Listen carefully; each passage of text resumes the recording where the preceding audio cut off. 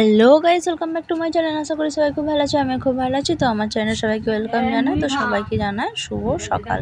তো দেখো সকালবেলা সব কিছু আনাজপত্র কেটে নিয়েছি। তো প্রথমে কেটে নিয়েছি পটল ভাজা, এদিকে কেটে নিয়েছি আম, তারপর এখানে আলু, তারপর সব কিছু দেখো ভালোভাবে কেটে ধুয়ে নুন হলুদ মাখিয়ে রেখে দিয়েছি। তারপর এবার রান্না বসাবো। তো দেখো কড়াইতে বসিয়ে দিয়েছি। তারপর কড়াই প্রথমে তেল দিয়ে দিচ্ছি। তারপর তেল দেওয়ার পর কড়াতে ফোড়ন দিয়ে দেবো। তারপর আম যেইগুলো কেটে রেখেছিলাম সেগুলো ভেজে নেবো। তো দেখো একে একে শুকনো লঙ্কা, তেজপাতা, সম্বরা সব কিছু ফোড়ন দিয়ে দিয়েছি।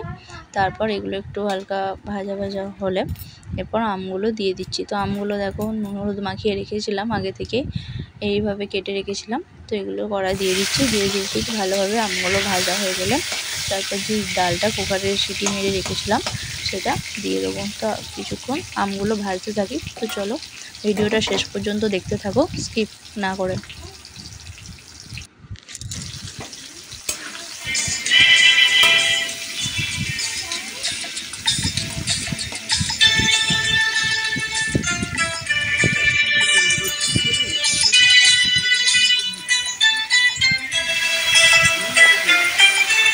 তো দেখো আমগুলো ভাজা হয়ে গেছে। এবার ডালটা দিয়ে দিচ্ছি, পুরো ডালটা দিয়ে দিলাম কড়ার মধ্যে। তারপর যতটা পরিমাণ লবণ লাগবে চেখে নেবো একটু, দিয়ে তারপর লবণটা দিয়ে দেবো। দিয়ে ভালোভাবে ডালটা ফুটে গেলে নামিয়ে নিলেই তৈরি টকের ডাল। তো গরম গরম টকের ডাল, ভাত, সজনে শাক ভাজা আর ঝিঙে আলু পোস্ত, তার সাথে রয়েছে পটল ভাজা যে রেসিপি।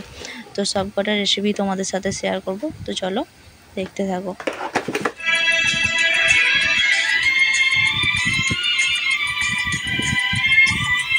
তো দেখো ডালটা হয়ে গেছে, ডালটা কড়া থেকে ঢেলে নিচ্ছি। তারপর কড়াটা ভালোভাবে ধুয়ে এরপর পটলগুলো ভেজে নেবো। দেখো পটলগুলো নুন হলুদ মাখিয়ে রেখে দিয়েছিলাম। এরপর কড়াইয়ে তেল দিয়ে দিচ্ছি। তেল গরম হয়ে এলে পটলগুলো দিয়ে ঢাকা দিয়ে ভাজতে নেব। দুদিক ভালোভাবে ভাজা হয়ে গেলে তারপর তুলে নেবো। তো চলো দেখতে যাবো।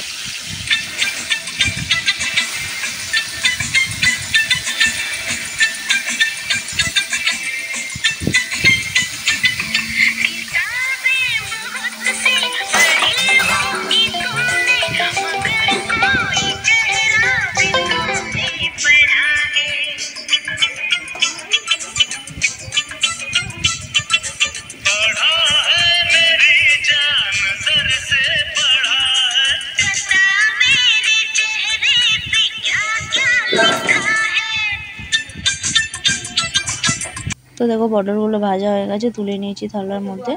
তারপর ওই তেলেতে পোস্তটা করে নেবো। তো দেখো তার জন্য ঝিঙেগুলো দিয়ে দিচ্ছি। ঝিঙেগুলো হালকাভাবে একটু ভেজে নেবো।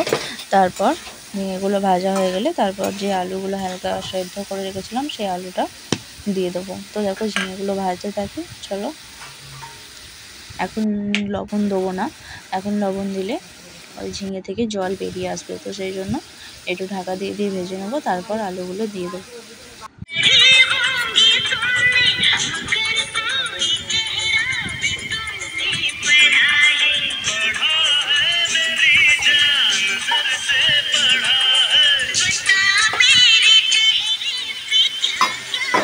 তো দেখো ঝিঙেগুলো ভাজা হয়ে গেছে। এরপর আলুগুলো দিয়ে দিচ্ছি।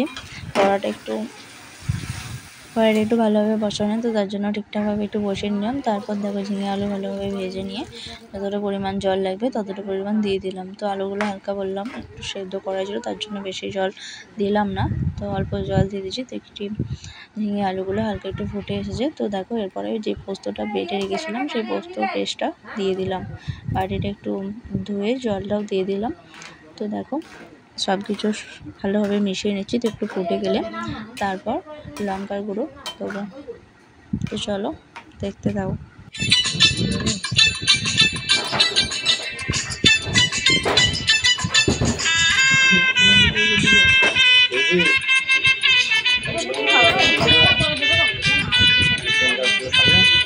দেখো সজনে শাকগুলো ভেজে নেওয়ার সময় কড়াইয়ে তেল দিয়েছি, সেদ্ধ করে নিয়েছি, সেটা তোমাদের সাথে শেয়ার করা হয়নি। তো দেখো কড়াইয়ে তেল দিয়ে দিয়েছি।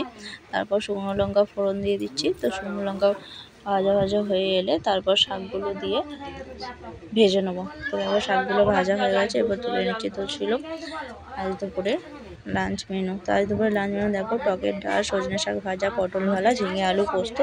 এই ছিল আজকে মেনু। তো কেমন লাগলো জানিও, ভালো লাগলে like comment share and subscribe করো বন্ধুরা। Thanks for watching. Next video খুব তাড়াতাড়ি আসছে। টাটা।